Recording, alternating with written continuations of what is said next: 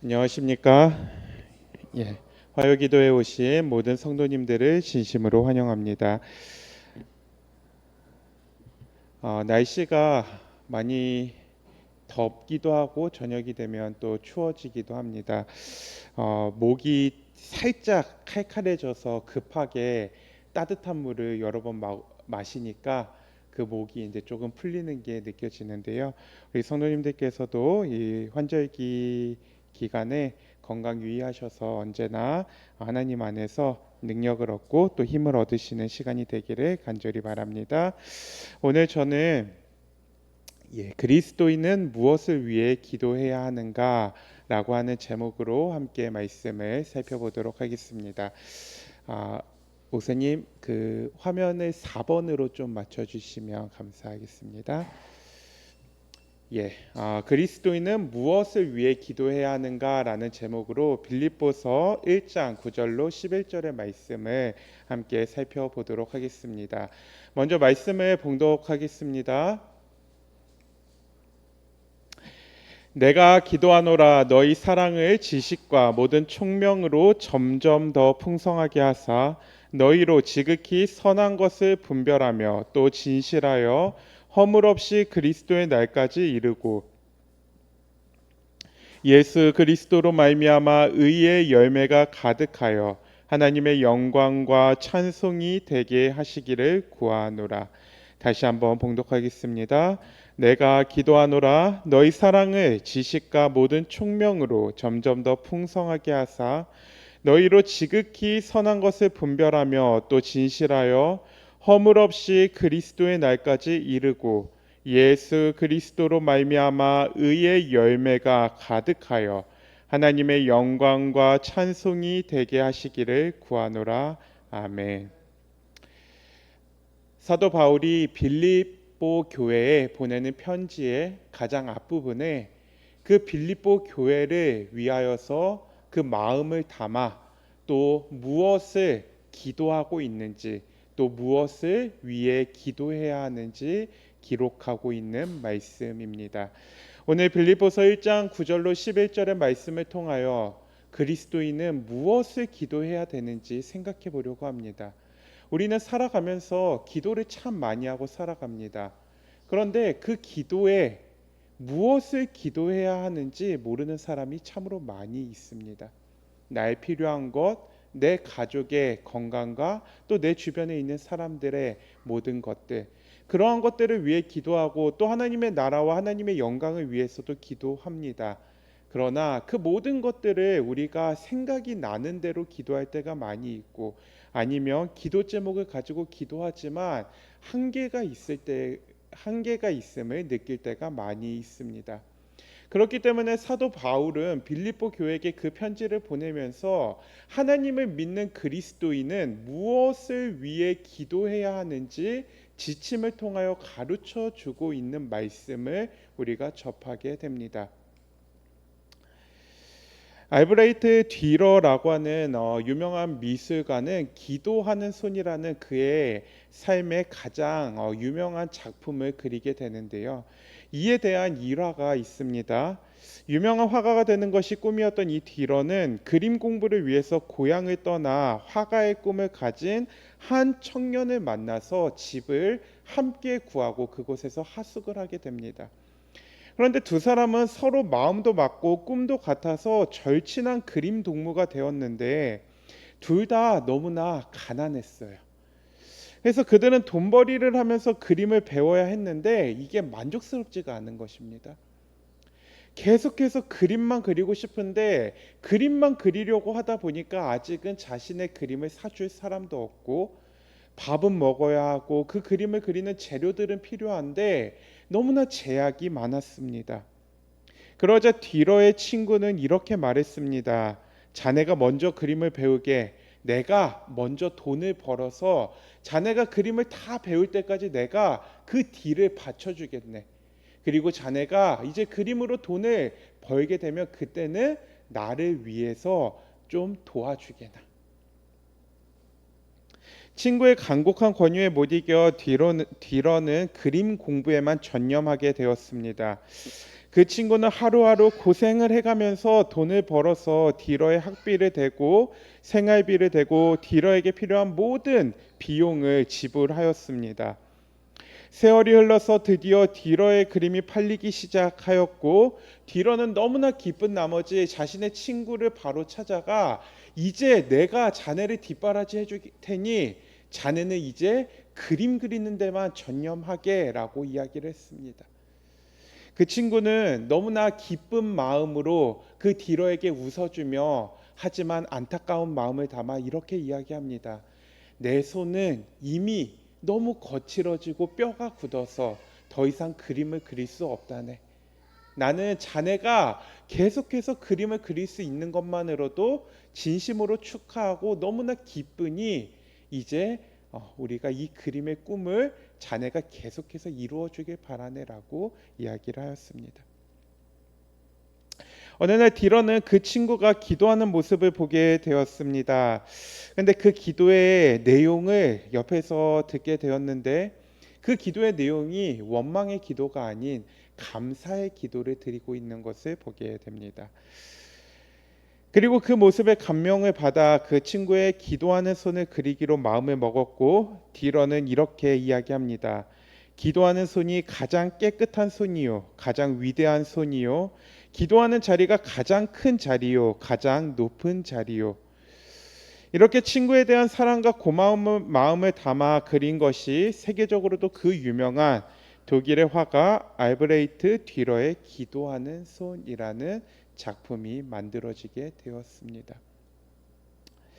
기도는 우리의 삶에 많은 영향을 미치고 살아갑니다.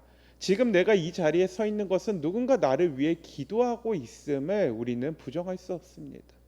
아무도 기도하지 않는다고 하더라도 하나님의 앞에서 예수님께서 우리를 위하여 지금도 중보기도하며 우리의 모든 삶과 구원과 또 우리의 행복을 위하여서 기도해 주고 계셔요. 예수님뿐만 아니라도요, 우리의 가족과 우리의 친구, 또 우리의 교회에 함께하는 성도들이 함께 연합하여서 지금 기도하고 있습니다. 하나님께 무엇을 구하거나 감사의 기도를 드리는 것, 혹은 나의 사랑하는 사람을 위한 기도 등 참으로 많은 부분에서 기도를 하며 살아가죠. 5년마다요 한국 기독교 분석 리포트라고 통계를 내는 부분이 있습니다. 개신교인 2,000명을 대상으로 예배와 식사 시간에 하는 기도를 제외하고 기도하는 시간이 얼마가 됩니까? 라는 질문을 통계를 위하여서 던졌습니다. 질문의 평균 24분을 기도한다고 답이 나왔습니다. 그리고 22.5%의 사람은 기도를 하지 않는다고 답했고, 29.7%의 성도들은요 10분 이하로 기도를 한다라고 대답합니다. 딜러의 고백처럼 기도하는 그리스도인은 가장 깨끗하고 위대하며 가장 크고 가장 높은 자리라고 이야기하였습니다. 우리가 이 기도를 하지 않으면 우리의 필요한 것과 우리가 가야 하는 목표, 그리고 우리의 일상에서 일어나는 모든 감정까지도 하나님 안에서 성장해 나가는 것이 아니라 나의 의지와 나의 마음대로 살아가게 돼요. 그런데 지금 이 표를 보시면 아시겠지만 많은 사람들이요 기도하는 것보다 더 중요한 문제로 기도하는 시간을 점점 줄여가고 있는 것을 보게 됩니다. 이것은 2022년의 표인데요. 5년마다 하기 때문에 2018년에 연구를 하였을 때는요. 수치가 이거보다 더 높았어요. 그 전에는 더 높았고 이것이 점점 떨어지면서 각 그리스도인이 하나님과 기도하는 시간이 점점 줄여가고 그 기도를 하지 않고 있음이 통계를 통하여 나타나고 있습니다. 왜 기도를 하는 일에 점점 소홀해지고 있는가? 왜 우리는 기도를 더 많이 하지 못하고 더 많은 시간 하나님과 교제하지 못하고 기도하지 못하며 살아가고 있는가? 그것은 어쩌면 우리가 무엇을 위해 기도해야 하는지 그 목적을 상실했기 때문이 아닌가 생각해 보게 됩니다. 그래서 오늘은 무엇을 위해 기도해야 하는지 사도 바울의 가르침을 함께 생각해 보려고 하는 것이죠. 빌립보서 1장 9절에 내가 기도하노라 너희 사랑을 지식과 모든 총명으로 점점 더 풍성하게 하였다라고 기도하고 있습니다. 첫 번째로 사도 바울은 기도하는 목적, 무엇을 위해 기도해야 하는가에 대하여서 지식과 총명으로 사랑을 풍성하게 기도하라라고 가르치고 있습니다. 이 기도는요, 사도 바울의 특징 중 한 가지로서 자신의 가르침이 어느 한쪽으로 치우치지 않도록 항상 균형을 잡아주는 가르침입니다. 단순히 사랑이 점점 더 풍성해지는 것을 구하지 않습니다. 우리가 기도를 하면서 우리가 사랑이 넘쳐나게 해주십시오, 사랑만 넘쳐나게 해주십시오라고 기도하지 않습니다. 사도 바울은 항상 기도할 때에 사랑이 넘쳐나는 것에 가장 그 기본 바탕으로 지식과 총명을 바탕으로 사랑이 풍성하게 해달라고 기도해요. 요즘은 균형 감각이 없이 살아가는 것이 참으로 많은 고민이 되는 시대입니다. 그래서 너무 극단적이에요. 무언가 조금 양보도 하고 어느 정도 이 가운데에서 위치하면서 균형, 조화를 이루려고 하는 노력들이 많이 없습니다. 자신의 감정이 상하고 감정이 삐뚤어지면요, 나가서 아무나 해코지를 하고 마음대로 폭력을 행하는 것이 지금의 시대인 것입니다.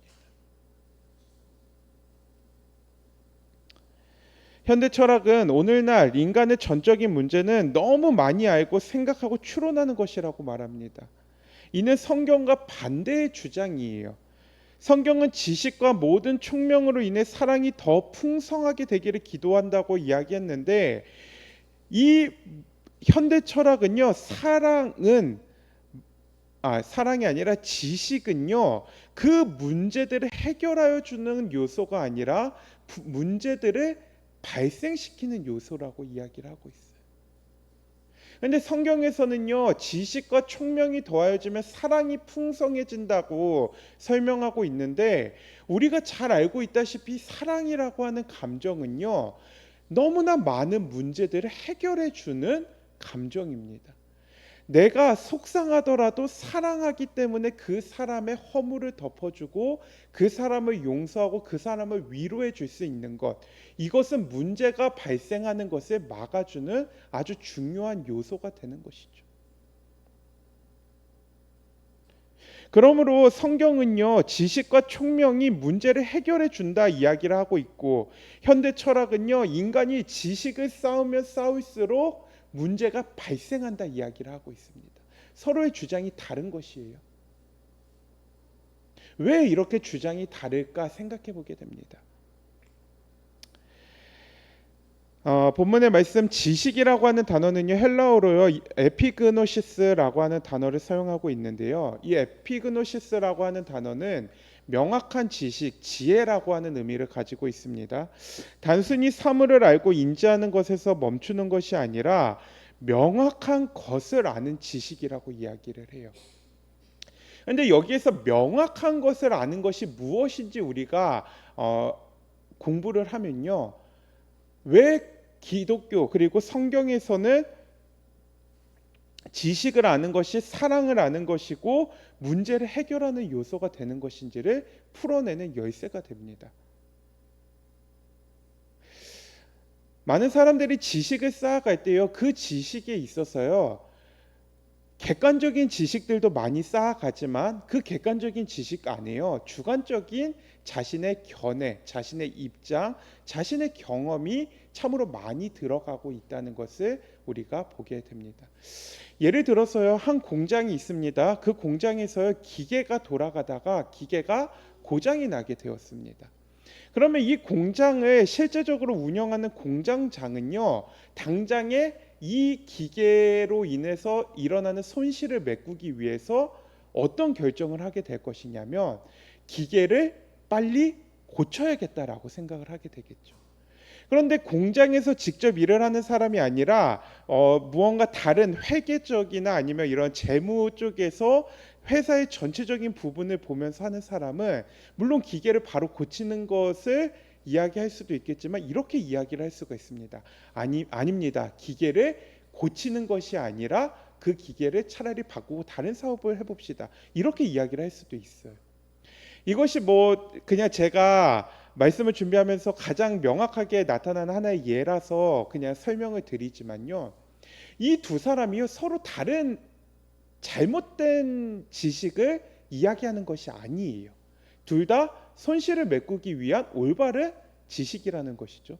그런데 이 올바른 지식 속에서요, 공장장은 자신의 경험을 통하여서 이것이 빨리 기계가 고쳐지고 하나라도 생산을 더 많이 하는 것이 수익이 된다라고 생각을 하는 것이고, 이 사람은 더 장기적인 것으로 보았을 때, 그 기계가 이제 뭐 수명이 닿았으니까 아니면 시장 조사를 통해서 우리가 더 이상 이것이 필요가 없다라고 생각을 하는 것이죠. 둘 다 자신의 경험 속에서 그 지식을 쌓아가고 있다는 것입니다. 그렇기 때문에 이 두 사람이 서로 합리적으로 상대를 설득하지 못하거나 하면요, 끝까지 싸우게 되는 것입니다. 둘 다 잘못된 지식을 말하지 않았음에도 불구하고 이것이 세상 사람들이 쌓아가는 지식이에요. 우리는 한번 생각해 보시기 바랍니다. 너무나 많은 경우에요, 나의 경험에 의하여서 나의 환경에 의하여서 쌓여진 지식을 다른 사람과 이야기하다가 그 일로 인하여서 대립이 되는 경우를 아주 많이 경험하게 되는 것이죠. 그렇습니다. 사람들이 가지고 있는 지식의 한계가 바로 이것이에요. 자신의 경험, 자신의 환경 속에서 그 지식이 쌓인다는 것이. 그런데 성경에서 이야기하고 있는 이 에피그노시스라고 하는 이 단어가 설명하는 명확한 지식은요, 누가 보아도 부정할 수 없는 너무나 확실하고 진리가 담겨 있는 절대로 변하지 않는 지식을 바로 이 에피그노시스, 명확한 지식이라고 설명하고 있어요.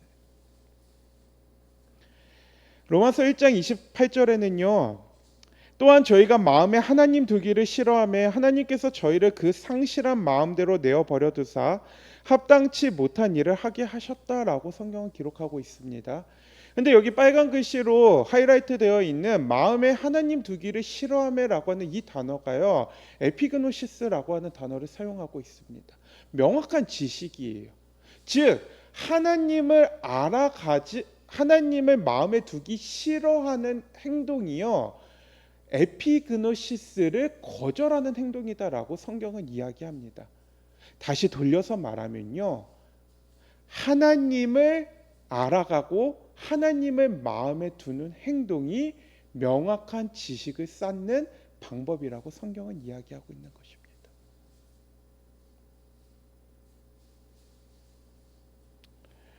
그런데 사람들은요, 하나님을 아는 지식에서 하나님을 빼고 아는 지식만 가지고 살아갑니다.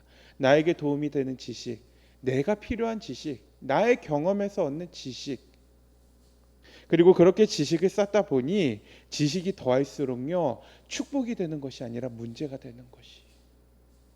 내가 모르면요, 나 몰라 그러고 넘길 수도 있는데요, 내가 아니까요, 싸우게 되는 거예요. 아니야, 내가 맞아, 내가 가지고 있는 지식이 맞아 하고 주장하게 되는 것이. 사랑하는 성도 여러분, 사도 바울은요, 이것을 경계하라고 이야기하는 것입니다. 내가 아는 지식을 쌓아가는 것을 위해 기도하지 말라는 것이. 무엇을 위해 기도하라고 이야기하냐면, 하나님을 아는 지식을 통하여 그 하나님을 알면 알수록 사랑이 풍부하여질 수 있도록 기도하라라고 말씀하고 있습니다. 우리가 이것을 위해 기도하고 계시나요? 하나님을 알아가기 위해 하나님께서 주신 그 모든 말씀을 진리의 말씀, 변하지 않는 말씀, 환경에 따라 누구는 인정하고 누구는 인정하지 않는 그러한 지식이 아니라 누구나 인정할 수 있는 명확한 지식을 내가 쌓아감으로써 그 지식 안에서 내가 사랑 안에 잠기고 사랑을 나누어 줄 수 있는 사람이 되도록 기도하고 있는지 사도 바울은 질문하고 있는 것이. 두 번째로 사도 바울은요, 선한 것을 분별하는 능력을 가지도록 기도하라라고 기록합니다. 10절에 너희로 지극히 선한 것을 분별하며 또 진실하여 허물 없이 그리스도의 날까지 이르라라고 성경은 기록하고 있습니다. 바울의 두 번째 기도는요, 선한 것을 분별하도록 기도하라는 것이에요. 분별력은요, 앞서 살핀 지식과는요, 다른 영역의 문제입니다. 굉장히 비슷한 문제인 것 같지만 완전히 다른 문제예요.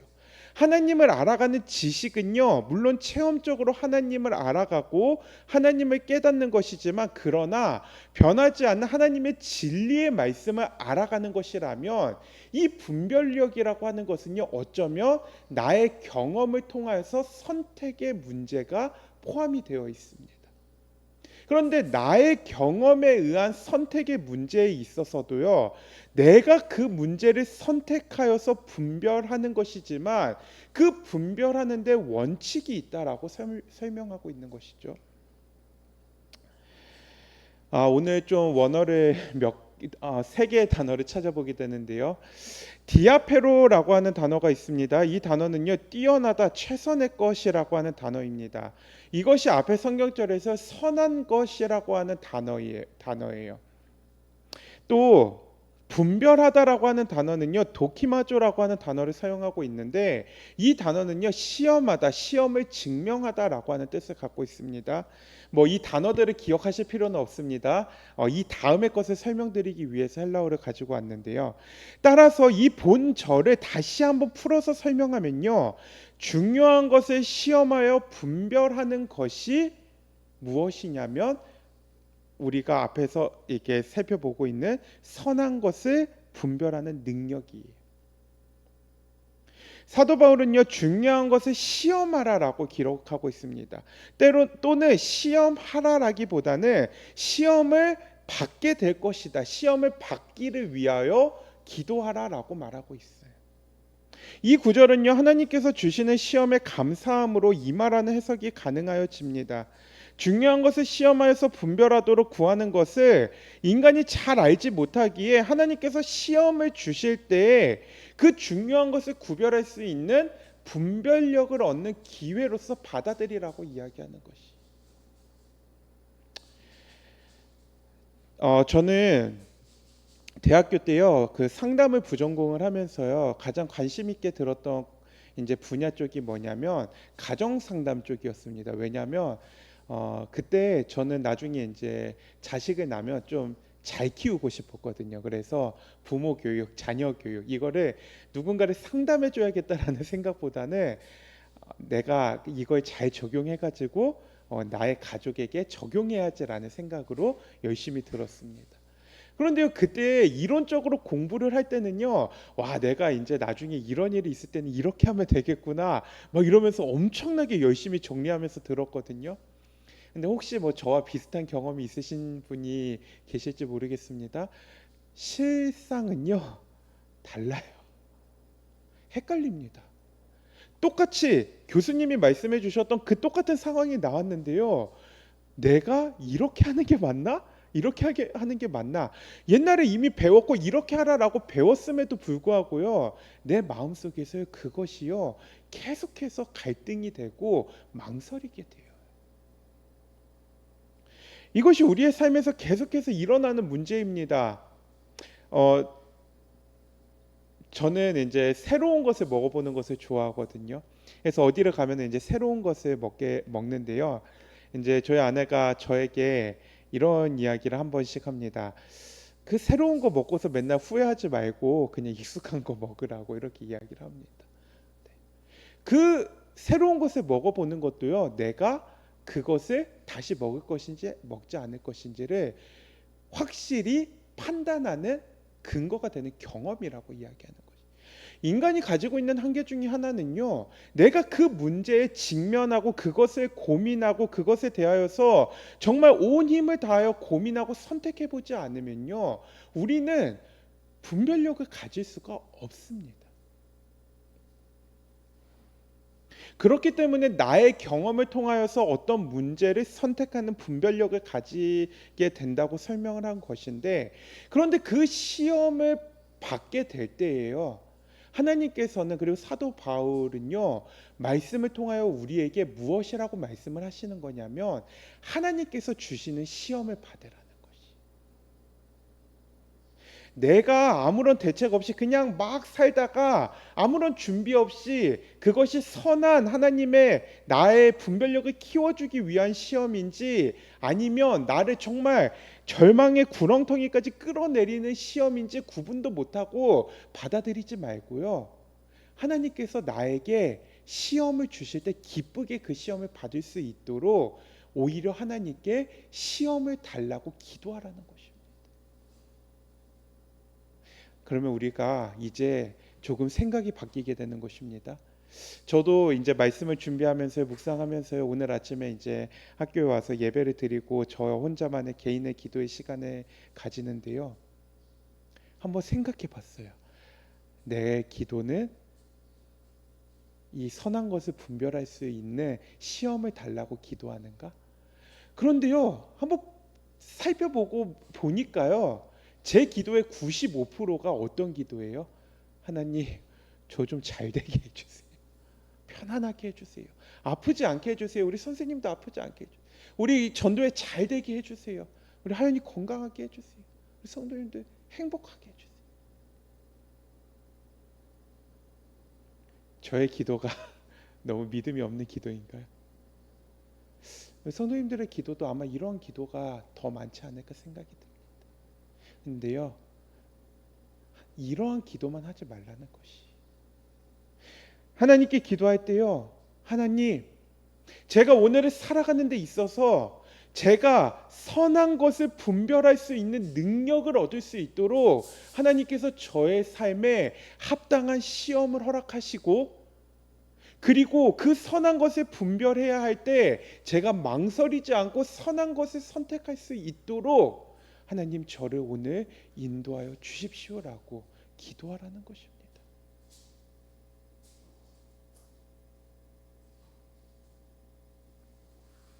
요즘 세상을 살아가다 보면 얼마나 애매한 것이 많습니까?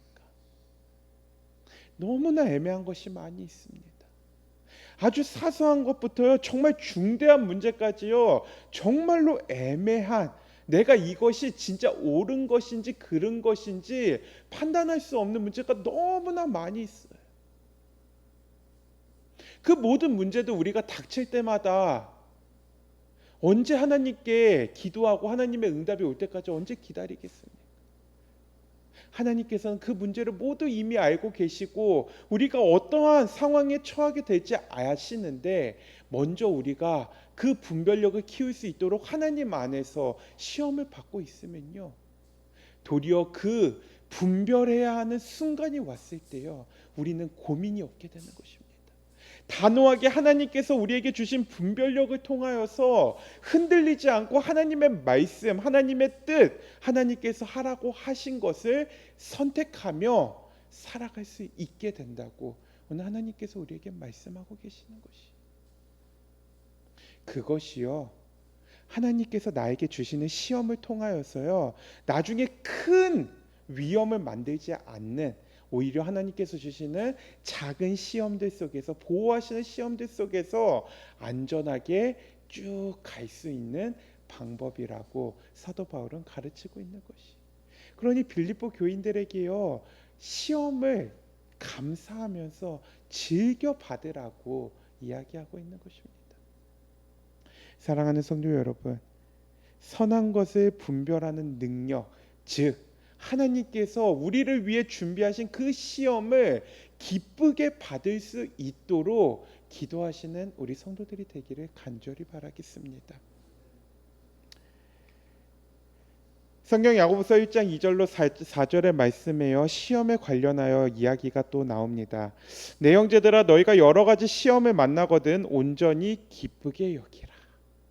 답이 나왔죠. 성경은요 때로 우리가 이해하지 못하는 말씀을 주는 것 같은데요. 시험을 만났는데 어떻게 기뻐해요? 라고 이야기하는 사람들에게요. 우리는 그 시험을 기쁘게 여겨야 되는 것은 우리가 그 시험을 통하여 선한 분별력을 가질 수 있게 하시기 때문이라고 말할 수 있는 그리스도인이 되어야 되는 것이. 시험을 통하여 중요한 것을 분별하고 인내를 가지라는 이 말씀이 우리의 삶이 되어야 합니다. 에베소서 6장 1절로 17절에는요 하나님의 전신갑주를 입으라고 기록을 하는데요. 세상의 죄악과 불의에 싸워 이기고 하나님이 주시는 선한 것으로 굳게 서기 위하여 하나님의 전신갑주를 입으라고 기록합니다. 교회 증언 8권 42쪽이에요. 어두움의 세상 주관자들과 하늘에 있는 악의 영들에게 대함이라. 그러므로 하나님의 전신갑주를 취하라라고 기록합니다. 즉 우리가 이 세상을 살아가면서 악한 영과 또 하늘에 있는 그 권세 있는 악의 영들이 우리의 모든 순간을 시험하고 애매하게 만들고 혼란스럽게 만들며 우리를 넘어뜨리기 위하여서 노력할 것인데 그 모든 대적들 앞에서 이미 하나님께서 우리에게 입혀주시는 전신갑주를 통하여서 하나님 안에서 선한 분별력을 통하여 넘어지지 말라라고 말씀하고 있는 것이. 이것이 우리가 기도를 해야 하는, 그리스도인이 기도를 해야 하는 아주 중요한 목적이자 무엇을 위해 기도해야 되는지 두 번째 주제라는 것이. 이제 기도의 성격이요 달라지게 되는 것이. 내가 기도를 하면 잘 되고 뭐 기도 안 하면 뭐 하나님께서 알아서 잘 되게 해주시겠지, 이러한 범위의 기도가 아니라는 것입니다. 그리스도인이 기도를 해야 되는 것은요 악한 영의 그 유혹, 그 시험들에 무너지지 않는 선한 분별력을 위해서 우리가 기도해야 된다는 것이, 하나님을 알아가기 위해서 기도해야 된다는 것이.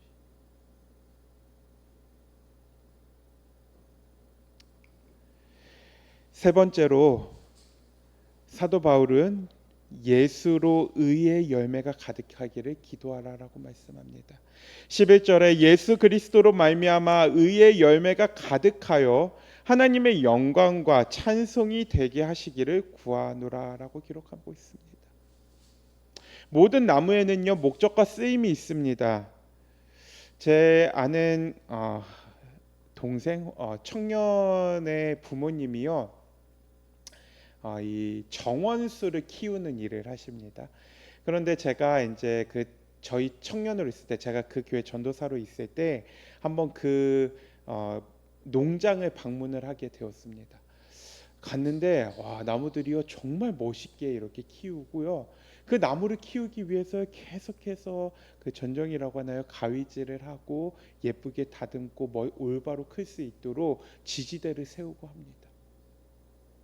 그런데요 제가 보기에 너무나 멋있는 한 나무가 있는데 이 나무는요 그 집사님께서 관리를 하지 않고 그냥 지나가 버리시는 거예요.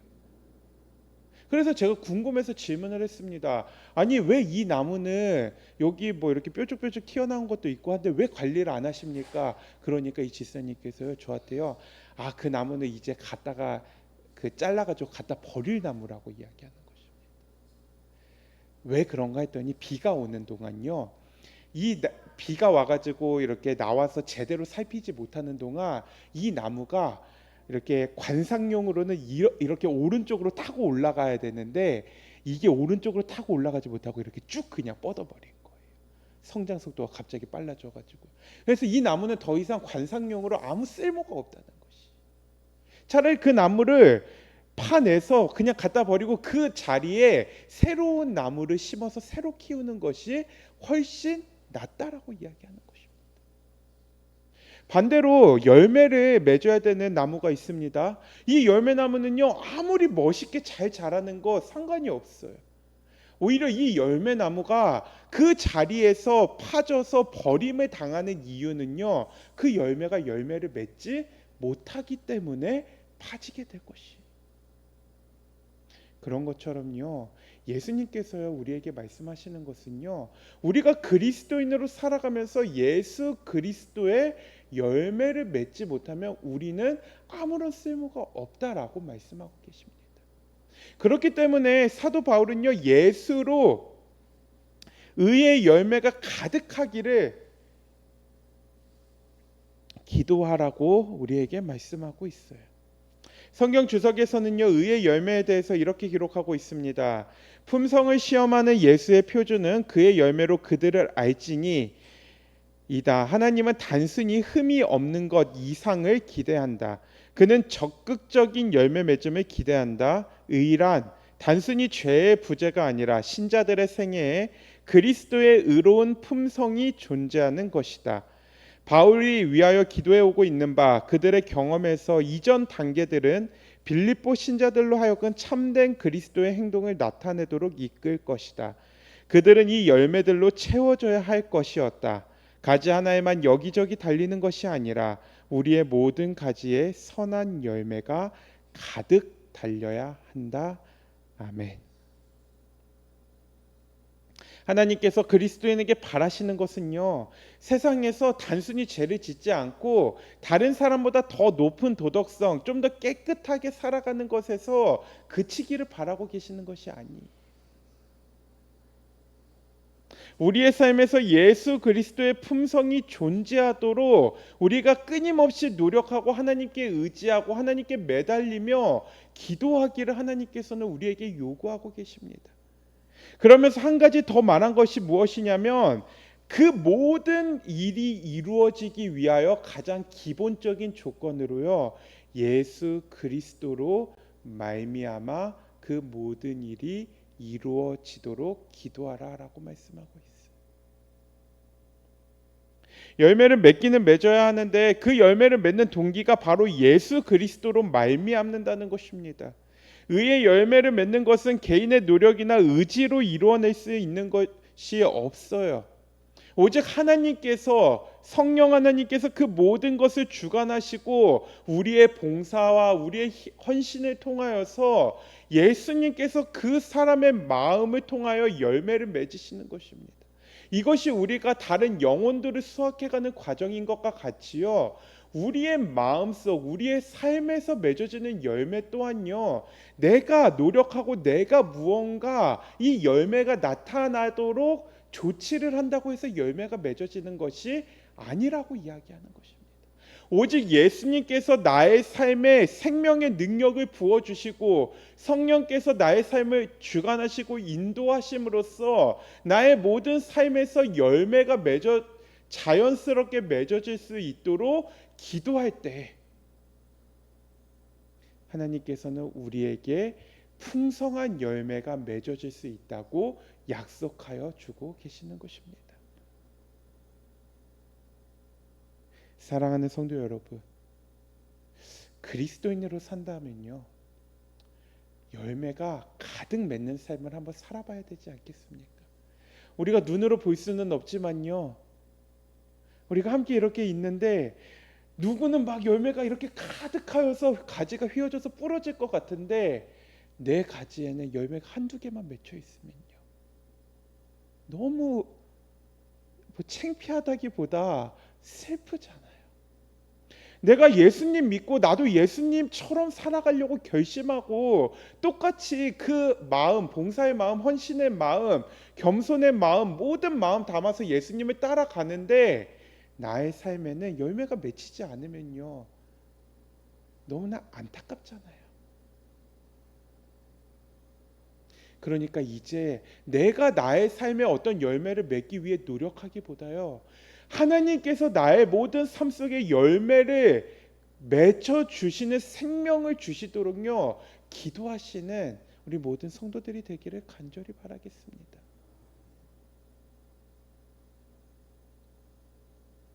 예수님께서 우리에게 분명하게 약속하고 계십니다. 그 약속은 무엇이냐면요, 구하라 그리하면 주실 것이요, 두드리라 그러면 열릴 것이요 찾으라 그러면 찾을 것이니. 하나님께서는요 우리가 구하는 것을 모두 들어주시겠다고 말씀하셨습니다. 그렇기 때문에 우리는 지금까지 기도하면서 하나님께 많은 것들을 구하였고 하나님께 필요한 것들을 채워달라고 하였습니다. 그런데 이제 조금 더 본질적인 우리가 하나님 안에서 열매를 맺고 또 어려운 순간에 그 모든 것을 이겨나갈 수 있는 분별력과 하나님을 알아가는 명확한 지식을 알 수 있도록 기도하신다면요, 이제 우리의 기도는요 완전히 무게가 달라지고 방향이 달라지고요 시간이 달라지는 것이, 그 문제가 해결이 될 때까지 기도해야 되는 것입니다. 내 삶에 열매가 없는 것 같으면 그 열매가 맺혀지도록 하나님께 끊임없이 기도해야 되는 것이. 한 과부가 재판장을 찾아가서 불의한 재판장의 그 재판에 제발 나를 도와달라고 하였을 때, 계속해서 그 재판장을 귀찮게 하였을 때 재판장이 귀찮아서라도 그 과부의 원한을 풀어준 것처럼 하물며 하늘 아버지께서는 우리의 그 모든 기도를 들어주시지 않겠느냐는 그 약속에 따라요 우리는 이제 기도해야 되는 것이, 시험에 넘어지지 않는 분별력을 달라고요. 계속해서 넘어지면요 될 때까지 기도해야 되는 것입니다. 해도 되고 안 해도 되는 문제가 아닌 것이죠. 하나님을 아는 명확한 지식이 필요하다고 하면요 그 명확한 지식이 해결될 때까지 기도해야 되는 것입니다. 제가 앞에 잠깐 빼놓고 왔는데요, 그 명확한 지식에 대한 한국 기독교의 정말 큰 오해 중에 하나가 있습니다. 무엇이냐면 기복신앙이라고 하죠. 하나님께 기도하였을 때 하나님의 말씀에 순종하고 하나님의 명령에 따라서 살았을 때 복을 받는다. 사실 이게요 틀린 말은 아닙니다. 우리가 하나님의 말씀에 순종했을 때 복을 받습니다. 그런데요 이 이야기를 하면요 동의하지 못하는 사람들이 있어요. 나 하나님 잘 믿었는데 왜 나한테 복이 없어? 조금 더 정확하게요 무엇을 설명해야 되냐면요, 하나님을 잘 순종하고 하나님의 말씀에 잘 따르면요 때로는 하나님께서 우리를 힘들게도 하시고 시험도 주시고 우리를 넘어뜨리기도 하시지만, 내가 하나님 앞에 온전히 서 있을 수 있게 되었을 때 그때부터는 하나님께서 무수히 넘치는 축복을 우리에게 주신다가 사실은 정확한 표현이에요. 이러한 것들이요 명확하게 하나님을 알게 되는 것입니다. 그렇게 사람들에게 설명을 하면요 사람들이요 시험이 올 때요 내가 아직 온전하게 서지 못했으니까 서야 되는구나를 알게 되는데요, 그냥 그러한 과정 없이요 하나님 말씀에 순종하면은 복 와 이렇게 얘기하면요, 나 지금 열심히 교회 다니고 하나님 믿는데 왜 복 안 옵니까? 왜 나 이렇게 힘들게 합니까? 그때 우리가 뭐라고 말하겠어요? 이러한 것들도 우리가 하나님을 명확하게 아는, 누구나 인정하고 누구나 수긍할 수 있는 진리의 말씀들을 우리가 깨달아 알 수 있게 된다라고 설명하고 있는 것입니다. 오늘 말씀을 정리하면서 우리 대구 중동교회 모든 성도들께서요 기도의 목적을 분명하게 세우시고요, 무엇을 위해 기도해야 되는지 오늘 저희가 함께 배웠으니까요 앞으로 우리가 해야 하는 기도를 위하여서요 정말 해도 되고 안 해도 되는 기도가 아니라 안 하고서는 나의 삶이 주관되어질 수 없는 기도로 우리의 삶이 인도되어지기를 간절히 바라겠습니다. 그리고 그 기도의 능력으로 하나님께서 주시는 축복을 가득 받게 되시는 우리 모든 성도들이 되기를 간절히 바라면서 오늘의 모든 말씀을 줄이도록 하겠습니다. 다 함께 마치는 찬미 231장 찬미 부르시겠습니다.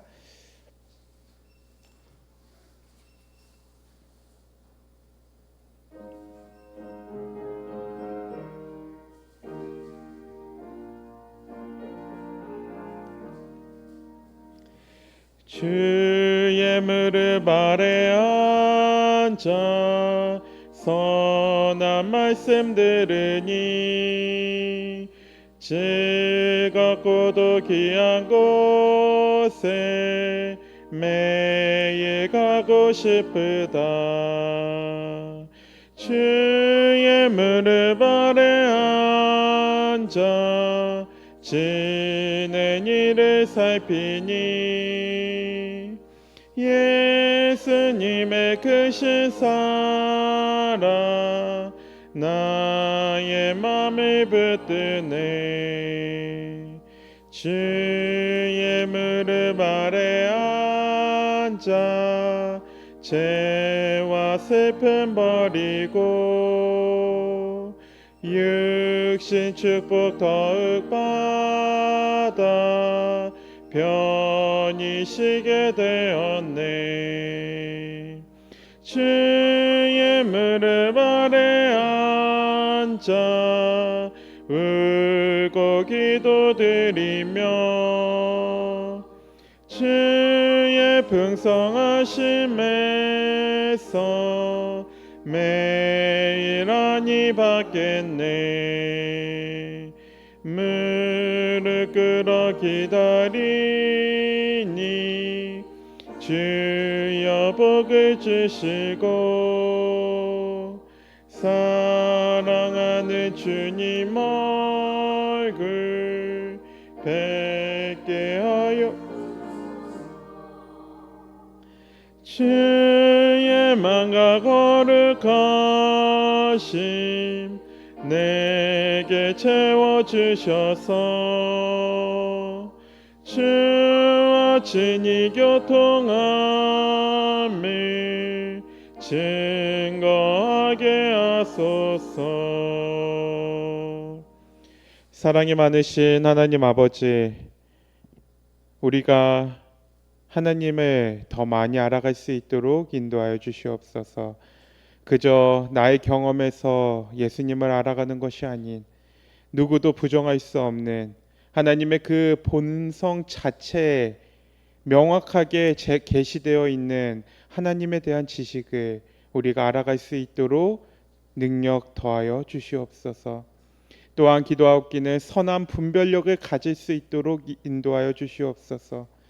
선한 분별력을 우리가 사용하기 위하여 그 과정에서 우리에게 주시는 시험을 기뻐하며 받을 수 있도록 하나님 인도하여 주시옵소서. 그리함으로 악한 영과의 싸움에서 우리가 그 분별력을 가지고 하나님을 선택해야 될 때 망설이거나 아쉬워하는 것이 아니라 단호하게 하나님을 선택할 수 있도록 우리를 축복하여 주시옵소서. 또한 우리의 모든 삶에서 예수님을 통하여 열매가 맺혀지게 되기를 간절히 기도합니다. 하나님, 우리에게 열매가 없다면 그 열매를 주시는 생명의 하나님께서 우리의 삶에 열매를 가득 넘치게 맺을 수 있도록 축복하여 주시옵고, 그리함으로 내가 지금 이 자리에 서 있는 그 목적과 이유가 상실되지 않고 하나님께서 세워주신 그 목적대로 살아가는 우리 모든 성도들이 될 수 있도록 축복하여 주시옵소서. 남은 한 주의 시간도 하나님께서 우리의 모든 기도의 제목들을 응답하시고 들어주실 것에 참으로 감사드리오며 사랑이 많으신 예수 그리스도의 이름으로 간절히 기도드립니다. 아멘.